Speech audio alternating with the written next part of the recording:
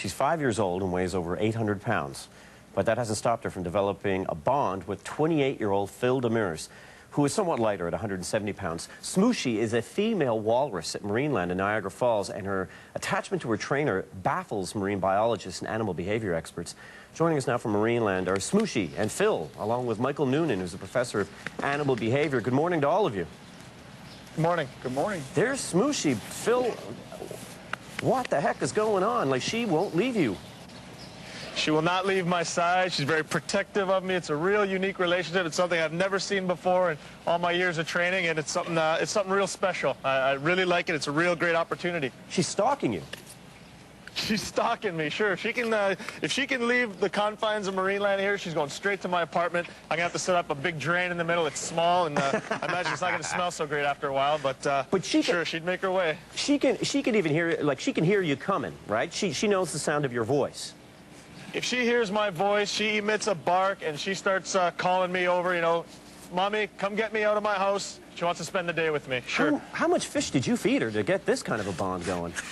Funny, actually, in the beginning, the early days, I wasn't actually her primary trainer. I was more in the background, behind the scenes kind of thing, always in the area. But this is not a trained thing. It has nothing to do with how much fish I've fed her. The other trainers, in fact, work her more often so as to continue the bond with the other trainers, because really, in the grand scheme of things, she needs to work with everyone as a performing animal. So yeah. The other trainers are the ones feeding her the fish. You can't help it, man. You just got away with the ladies.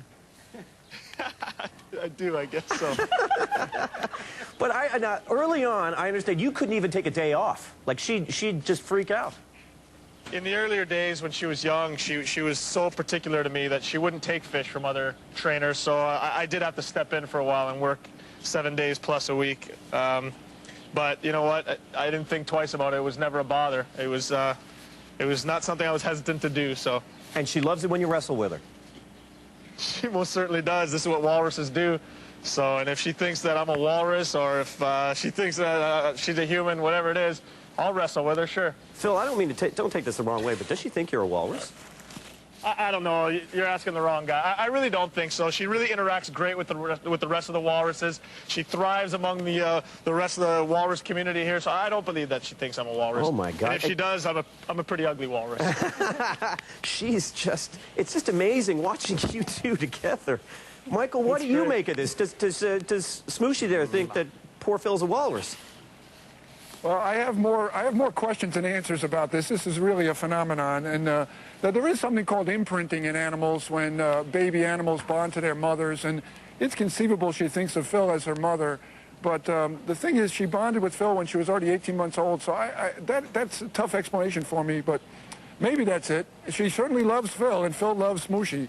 And maybe it's Phil's beard here that makes her, maybe it reminds Smooshi of her mother in the Arctic. But you've never seen anything like this before?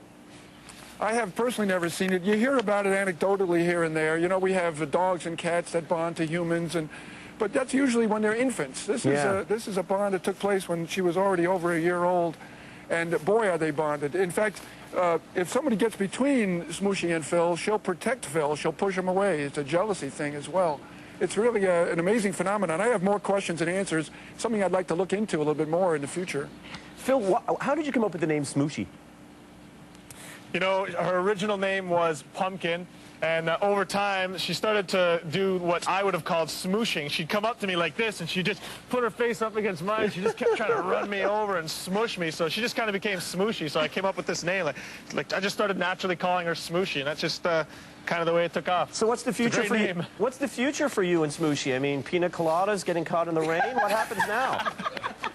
No trips to the island. She prefers the cold. This is what I want to know. When she goes into sexual maturity, I want to see what happens. I don't.